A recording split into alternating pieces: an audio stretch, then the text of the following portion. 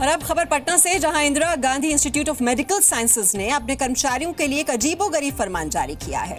IGIMS ने एक form जारी कर कर्मचारियों से अपनी वर्जिनिटी डिक्लेयर करने को कहा है। इस फॉर्म में कर्मचारी को इस बात की जानकारी देनी होगी कि वो शादीशुदा हैं या विधुर हैं या फिर वर्जिन हैं।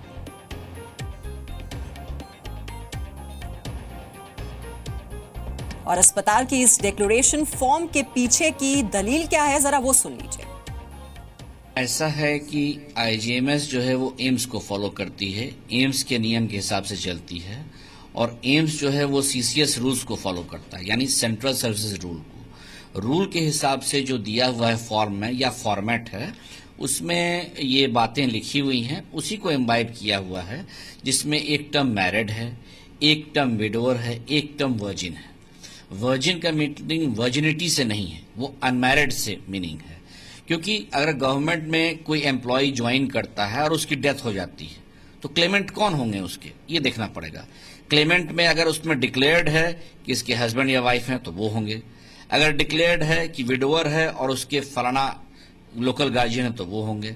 अगर वो अनमैरिड है, लिखे हुए है, यानी जिसको अगर आप इसका डिक्शनरी मीनिंग देखेंगे तो डिक्शनरी मीनिंग होता है कुंवारी कन्या। कि अभी अभी ये मामला हमारे संज्ञान में आया है, और ऐसे में जो प्रथम दृष्टया या प्रारंभिक तौर पे लगता है कि इन शब्दों का प्रयोग, वर्जिन ऐसे शब्दों का प्रयोग, या उसमें अन्य बातें हैं, तो उसमें बहुत सारी बातें, हमें लगता है कि वो निजता के अधिकार और मानवाधिकार के अनुरूप नहीं लगता है।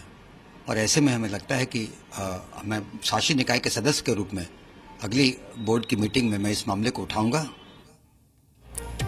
बहुत ही अजीबोगरीब फरमान है, और दलील भी आपने सुन ली। और अभी तक जो ऑप्शंस होते थे वो मैरिड, अनमैरिड, विडो, ये तो होता था, लेकिन ये अब एक नया ऑप्शन डाल दिया गया है इसमें, वर्जिनिटी का।